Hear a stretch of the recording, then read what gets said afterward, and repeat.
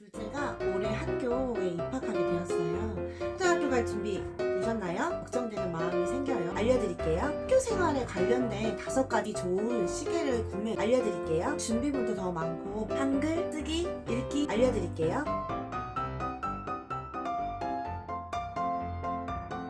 안녕하세요. 하윤튜브입니다. 오늘은 초등학교 가기 전에 준비해야 될 것들에 대해서 말씀드리려고 하는데요.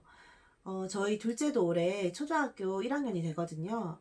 제가 생각한 내용들을 여러분들께 공유하고 알고 있는 내용 알려드릴게요. 일단은 학교 생활에 관련된 5가지를 먼저 정리해봤어요. 첫 번째, 자기 물건은 스스로 챙긴다. 학교는 준비물도 더 많고 어린이집이나 유치원처럼 선생님들이 밀착 케어가 힘들기 때문에 본인이 스스로 준비물을 챙겨야 돼요. 그렇게 본인이 챙기지 못할 때는 부모가 그때그때마다 학교에 가서 준비물을 갖다 준다든지 내지는 잊어버린 준비물이나 물건들을 찾아와야 되는 경우가 발생하기 때문이죠.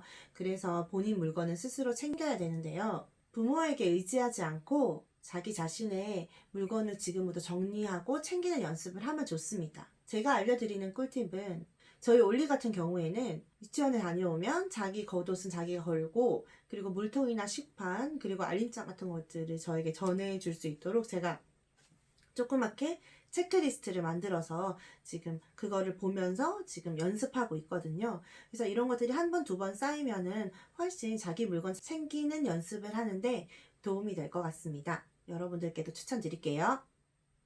두 번째는 시간 개념을 가지는 거예요. 학교는 시간표가 정해져 있고 그리고 좀 유치원보다 훨씬 더 엄격하게 지켜야 되잖아요.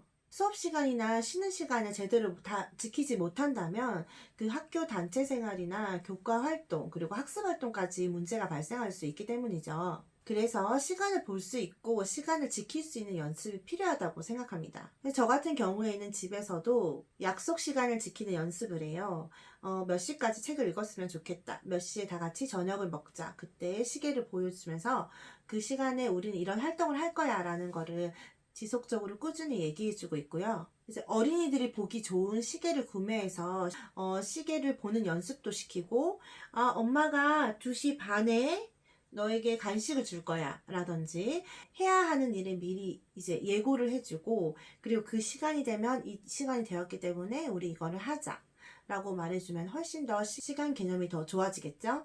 분이나 시간이 저 크게 잘 나와 있는 시계를 구매하셔서 지금부터 연습하시면 좋으실 것 같습니다. 그리고 학교 생활을 하다 보면 몇 시에 정문에서 엄마랑 만나자 라든지 그런 약속을 정할 때가 많은데요. 그때도 훨씬 또 이런 연습들이 도움을 받을 수 있고요. 그리고 수학 교과에 보면 시계 보기 단원이 나와요. 그러니까 지금부터 예습한다고 생각하시고 한번 연습해 보시기 바랍니다. 첫 번째는 한글 읽기와 쓰기에 대해서 말씀드리고 싶은데요. 요즘은 아이들이 거의 다 한글을 다 떼고 학교에 입학을 하죠. 그럼에도 불구하고 교과 과정은 초등학교 1학년부터 한글을 배우게 되어 있잖아요. 어떤 학습 활동이나 교과 과정에서는 뭐 간단한 느낀 점이나 자기의 생각을 글로 써야 되는 경우가 발생하더라고요.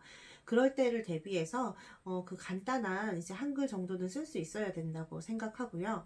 그리고 선생님들마다 책이나 좋은 시 같은 경우에는 아이들이랑 이렇게 한 줄씩 읽어보는 경우들이 있어요. 아이가 당황할 수 있기 때문에 지금부터 조금씩 떠듬떠듬이어도 읽는 연습을 하면 좋을 것 같습니다. 그리고 알림장에도 처음부터 한글을 다 보고 쓰진 않아요. 출력을 해주시거든요. 그러면 그렇게 잘라가지고 이제 그 날짜에 붙여서 오기도 하고요. 알림 어플로 도움을 받기도 하죠.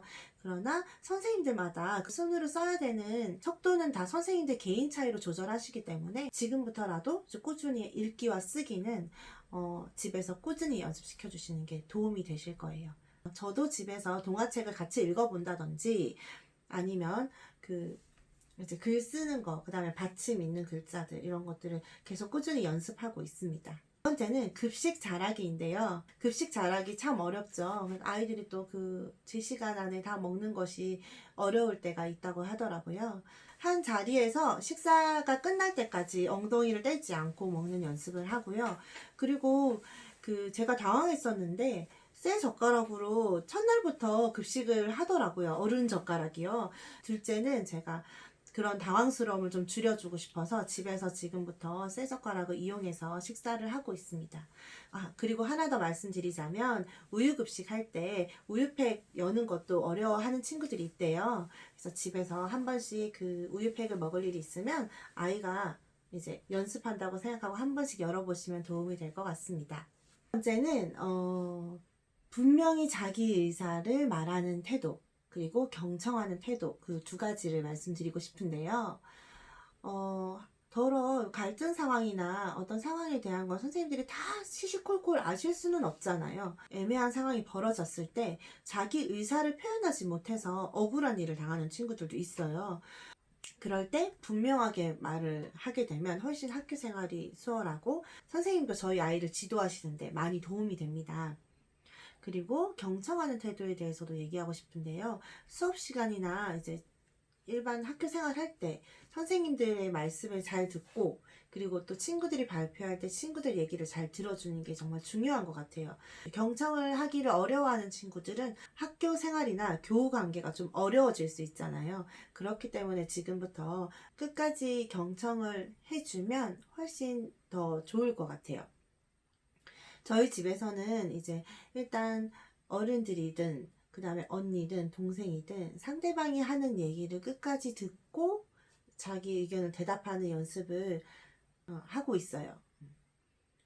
사실 저희도 조금 어려운데 그것도 계속 하다 보면은 아이가 이제 경청하는 습관이 잘 길러질 것 같고, 또 이제 어떤 갈등 상황에서 내 의견을 용기 있게 말하는 거는 사실 성인들도 어려운 부분이잖아요. 그래서 그런 불안한 마음을 좀 저희가 다독여서 감소시켜주고, 그리고 항상 용기를 주고, 그리고 우리가 잘할 수 있다고 격려를 해준다면 좀 분명하게 말하는 습관도 좀 생기지 않을까요? 그래서 여러분들도 용기와 격려로 우리 아이들의 자신감을 올려주도록 합시다. 이렇게 해서 총 5가지 말씀드렸는데요. 첫 번째, 자기 물건은 스스로 챙긴다. 두 번째, 시간 개념을 가진다. 세 번째, 한글을 읽고 쓸 수 있으면 좋다. 네 번째, 급식을 잘 먹는다. 다섯 번째, 분명하게 말하는 태도, 그리고 경청하는 태도가 필요하다. 이렇게 총 5가지 말씀드렸는데요. 도움이 되셨나요?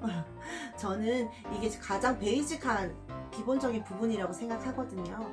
그래서 여러분들도 지금 집에서부터 하나씩 챙겨주시고 용기와 격려를 해주신다면 우리 아이들이 슬기로운 1학년 생활을 잘 할 수 있을 것 같다고 생각합니다. 제 의견이 여러분께 도움이 되셨다면 좋아요와 구독 버튼 눌러주세요.